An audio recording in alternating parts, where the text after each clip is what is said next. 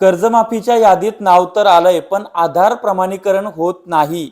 आधार प्रमाणीकरण अर्थात कर्जमाफीची ई-केवायसी होत नाही आणि जोपर्यंत ई-केवायसी होत नाही तोपर्यंत तुम्हाला कर्जमाफीचा लाभ मिळू शकत नाही. आता कोणाच्या बोटाचे ठसे येत नाहीत, कोणाचे डोळे स्कॅन होत नाहीत, कोणाचं घरचं व्यक्ती मयत आहे त्याला सुद्धा प्रॉब्लेम येतोय, कोणाच्या रक्कम मध्ये तफावत आहे, अनेक प्रश्न आहेत. तर त्या सर्व प्रश्नांची उत्तरं त्याचबरोबर जी ऑफलाईन पद्धती आलेली आहे त्याबद्दल सुद्धा जाणून घेऊयात. नमस्कार, मी ज्ञानेश्वर खरात पाटील. बघा स्क्रीनवर मी तुम्हाला तो फॉर्म दाखवतोय. ज्या शेतकऱ्याची ई-केवायसी होत नाही, आधार प्रमाणीकरण होत नाही, त्यांनी हा फॉर्म तालुक्याच्या लेवलला निबंधकाकडे द्यायचा आहे आणि त्याच्याकडे देऊन याची एक प्रत तुमच्याकडे सुद्धा घ्यायची आहे आणि मग ते ऑफलाईन याला डोकं लावतील आणि मार्ग काढतील. ठीक आहे, तर स्क्रीनवर मी तुम्हाला दाखवतोय. प्रति मान्य सहाय्यक निबंधक संस्था, समजा माझा सिंदखेड राजा तालुका आहे तर मी काय लिहिल, प्रति मान्य सहाय्यक निबंधक सहकारी संस्था सिंदखेड राजा. ठीक आहे. विषय काय आहे, पुण्यश्लोक अहिल्यादेवी होळकर शेतकरी कर्जमुक्ती योजना 2026 या योजनेत आधार प्रमाणीकरण ई-केवायसी होत नसल्याबाबत खाली महोदय वरील विषयास अनुसरून विनंती की मी स्वतःचं नाव टाकायचंय, मोबाईल नंबर टाकायचा आहे, मुक्काम पोस्ट टाकायचा आहे, तालुका जिल्हा टाकायचा आहे, आधार क्रमांक टाकायचा आहे, विशिष्ट क्रमांक ज्या कर्जमाफीच्या यादीमध्ये जो पुढचा क्रमांक आहे तो टाकायचा आहे. त्यानंतर तुमचा फार्मर आयडी टाकायचा आहे, नसेल तर नाही टाकलाच चालतो. बँकेचं नाव टाकायचं आहे, बँक शाखेचं नाव टाकायचं आहे, सेव्हिंग अकाउंट नंबर टाकायचा आहे, लोन अकाउंट नंबर टाकायचा आहे. म्हणजे तुमच्याकडे जे पासबुक असतं तो तुमचा सेव्हिंग अकाउंट नंबर असतो, पण त्याच्यामध्येच तुमचा लोन अकाउंट नंबर वेगळा असतो. तो जर तुमच्याकडे नसेल तर बँकेत जा आणि बँक मॅनेजरला म्हणा माझा लोन अकाउंट नंबर मला दे, मला आधार प्रमाणीकरण करायचंय. मग त्याच्याकडनं तो लोन अकाउंट नंबर करून तुम्हाला या फॉर्मवर तो भरून घ्यायचा आहे. त्याच्यानंतर कर्जाची रक्कम किती आहे ती टाकायची आहे. ठीक आहे. त्याच्या खाली आहे, मी आधार प्रमाणीकरण करण्यासाठी गेलो असता माझे खालील कारणामुळे आधार प्रमाणीकरण होत नाही. आता या फॉर्मवर तुम्हाला फक्त असं टिक करायचे जे तुमचं रिलेट करतं तुमचं कारण. माझे जमीन नसल्यामुळे ॲग्रीस्टॅक उपलब्ध नाही. अनेक शेतकऱ्यांनी काय केले, सपोज मी एक शेतकरी आहे, मी आधी जमिनीवर कर्ज काढलंय, जमीन विकून टाकली, आता जमीन माझ्या नावावर नाही आणि मला आता ॲग्रीस्टॅक अर्थात फार्मर आयडी काढता येत नाही, अशी सुद्धा अडचण आहेत. तर त्यानं असा अडचण असेल तर वरच्या चौकटीमध्ये असा शेरा मारायचा आहे. त्यानंतर 2 नंबरचं आहे, माझे कर्ज पोर्टलमधील रक्कम यामध्ये तफावत आहे, तसं असेल तर तिथं शेरा मारायचा आहे. माझे नातेवाईक मयत असल्यामुळे आधार प्रमाणीकरण करता येत नाही, हे कारण असेल तर तिथं शेरा मारायचा आहे. माझ्या हाताचे ठसे उमटत नाहीत किंवा डोळे स्कॅन होत नाहीत असं अडचण असेल तर तिथं हे करायचं आहे. सध्या मी परदेशात राहत आहे हे असेल तर ते मारायचंय.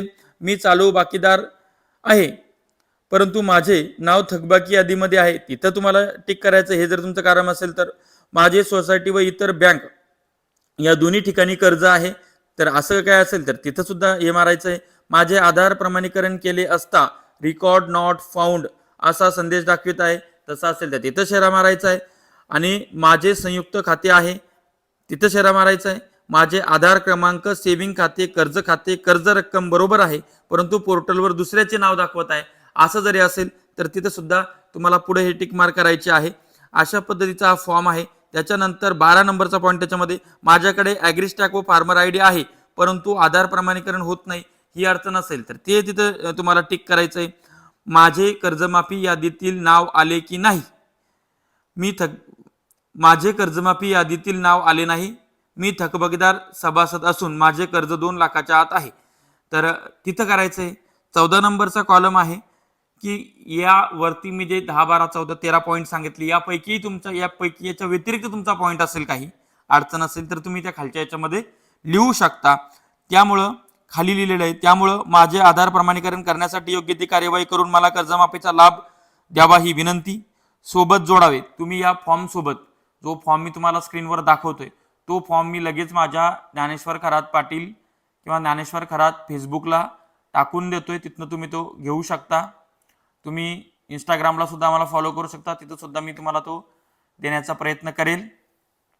तर हा फॉर्म, मग त्याच्यामध्ये या फॉर्म सोबत तुम्हाला आपले सरकार केंद्रावरील आलेल्या माहितीचा संगणक स्क्रीनशॉट, काय अडचणीचा स्क्रीनशॉट आहे तो स्क्रीनशॉट काढायचा आणि त्याची झेरॉक्स काढायची.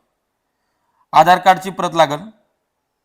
जर समजा मयत चा विषय असेल तर त्या मयत व्यक्तीचं मृत्यू प्रमाणपत्र लागेल, बँक पासबुकची प्रत लागेल आणि इतर आवश्यक जे कागद आहेत संबंधित ते लागतील. खाली आपला विश्वासू नाव टाकायचं, मुक्काम पोस्ट टाकायचं, तालुका टाकायचा, जिल्हा टाकायचा, मोबाईल क्रमांक टाकायचा. आता हा झाला फॉर्म. ठीक आहे.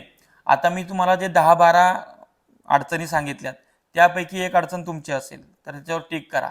सगळ्यात शेवटचा कॉलम आहे की यापैकी तुमची अडचण नसेल तर इतर जी काही अडचण असेल ती तिथे टाका. अडचण कशाची की बा आधार प्रमाणीकरण होत नाही, ई-केवायसी होत नाही. आता तुम्हाला काय करायचंय, प्रत्येक तालुक्याला सहाय्यक निबंधक असतो, सहाय्यक निबंधक कार्यालय असतं. ठीक आहे. तर ती जाणकार व्यक्तीकडनं माहिती घ्या. हा फॉर्म मी तुम्हाला पाठवतोय. हा फॉर्म महाई सेवा केंद्रवाल्याकडे पण आहे, इतर लोकांकडे पण मिळतो. नसेल मिळत तर याची स्क्रीनशॉट काढून याची प्रिंट आउट करा. लय ब्लर येत असेल तर एआयच्या माध्यमातून ChatGPT वरनं त्याला ESD मध्ये बनवून घ्या, नंतर प्रिंट मारा आणि तो फॉर्म भरा. त्याची एक झेरॉक्स मारा, सहाय्यक निबंधकाकडे जा, त्याच्याकडे तो द्या, त्याच्याकडनं रिसिव्ड घ्या. ती प्रत तुमच्याकडे जपून ठेवा आणि 1-2 महिन्यानंतर काय झालं याची खातरजमा करा. आता मला वाटतं इतक्या सोप्या भाषेमध्ये कोणीच तुम्हाला सांगू शकणार नाही. शेती माती संस्कृतीसाठी अशाच नवनवीन व्हिडिओसाठी चॅनल सबस्क्राईब करा, साईडला असलेलं बेल आयकॉन दाबा. धन्यवाद.